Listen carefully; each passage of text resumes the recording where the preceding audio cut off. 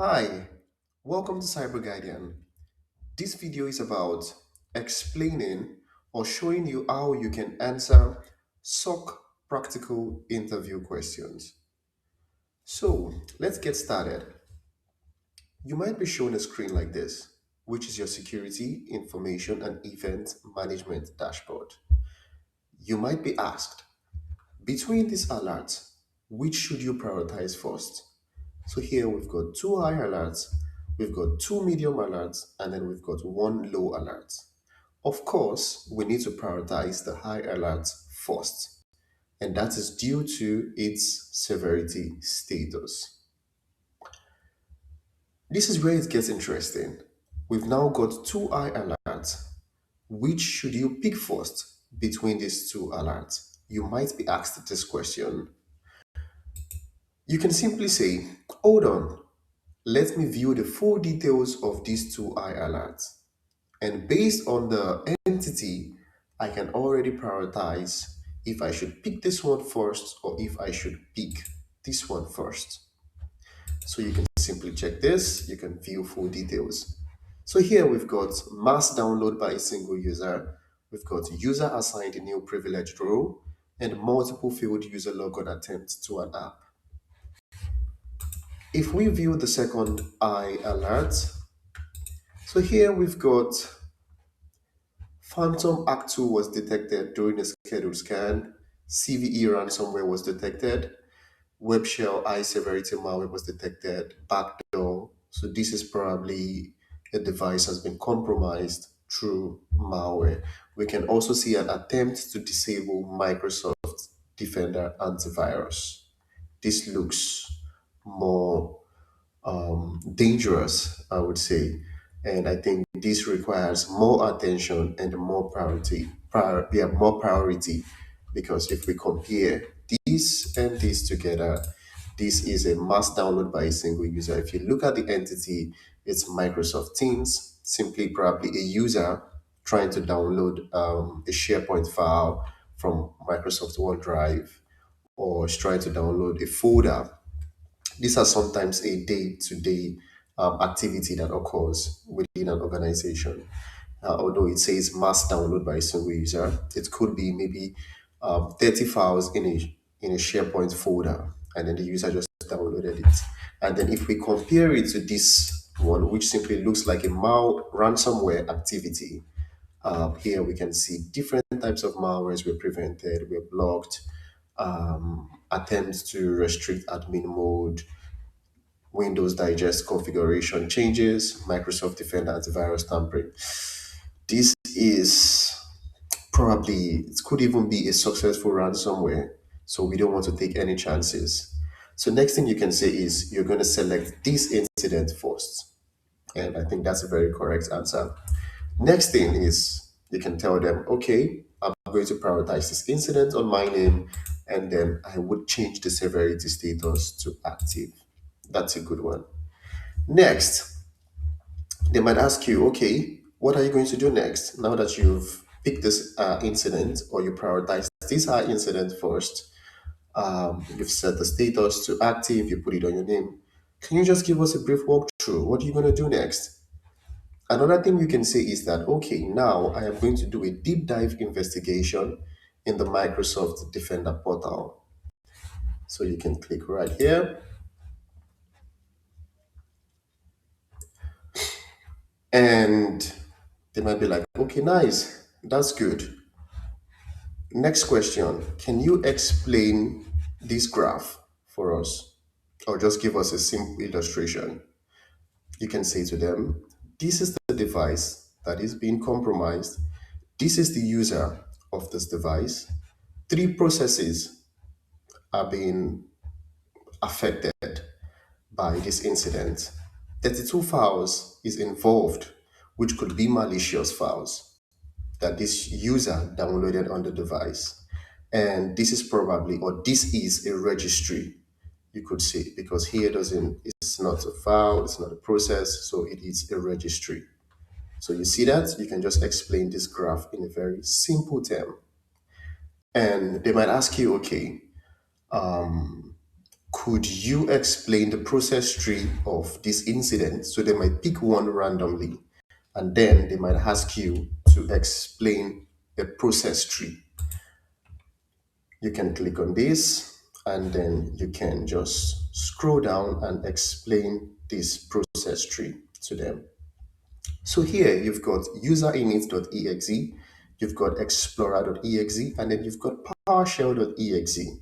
So what you could say in a very simple term is that userinit.exe is simply this happens when a user starts their device. So as soon as you log in your device, you put in your password. This is a userinit.exe. And explorer.exe is the Windows desktop and shell. So that's like the Windows desktop background. This is the user that is logged in. And then PowerShell.exe is the PowerShell, when you log into your device and you search for PowerShell. So what you can say is that user or this user, the owner of this device, open PowerShell.exe and then run this script. You don't have to explain. They don't expect you to know fully what this script is. Although they might ask your opinion or your idea or what do you think? What is this about? So you tell them, okay, the user opened PowerShell.exe and then executed this script. So what you can say if you don't have much idea of what this script is about, so you can say PowerShell executed a command matching the behavior or signature of a command rob.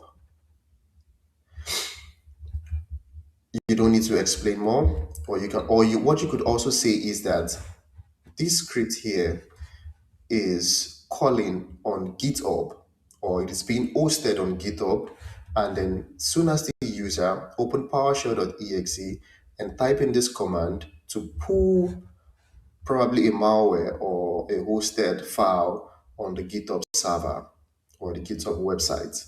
So that can also work. However, command rob is generally associated with PowerShell based malware, remote code execution, persistence creation. So you could just say something like that also, because yeah, if you look up command rob, it's related to malware repos or malicious scripts. You understand? You can tell them, okay, this happened, or the user tried to execute this script multiple times within few seconds based on the timeline. You can scroll down again. So here we've got cmd.exe and then we've got adding, or cmd.exe is adding some registry. How can you explain this? You can just say to them that this is a persistence attempt. And why is that? That's because you could say the registry location causes programs to start when a user restarts their device. And because it is HKey local machine, software, Microsoft Windows, current version. If you're familiar with how the Windows device works, if you put if you run this, for example, or this HKey local machine, it's always like where the users are stored. And if you look at the full part here, it's simply saying that, okay, soon as you restart this device, I want you to run this executable called calc.exe, which could maybe be a backdoor, for example. So that's also a good one. So just try to understand. For every interview, it's different. You don't need to the moment you tell them this is a user that is being logged on a device, open the PowerShell, run the script. This script could be maybe hosted on GitHub, and then the user run the script to download a malicious file from GitHub. That also works. If you don't understand what command drop is, just try to pick something simple. And here, cmd.exe also, you can pinpoint this HKey local machine user has been stored. And then when the device is being rebooted or restarted, it is going to execute this calc.exe. They say, okay, nice. Next question. What should you do first? Would you rather start investigating this alert, or would you prioritize the safety of this device and the user? You can say to them that you would rather prioritize the safety of the device and the user, and then soon as you're done with that, you would start investigation. And you could also say the reason is because soon as this device is safe, that gives me more time to investigate this alert. And also, if an attacker is still gaining persistence in this device, you could take actions such as, isolating the device, running antivirus scan, so that the user, the hacker or the threat actor can be kicked out of this device and can no longer further or carry out malicious operations. So you should always pick the safety of the device and the user first before you now start investigating. They might say, okay, wonderful. Show us. What would you do next?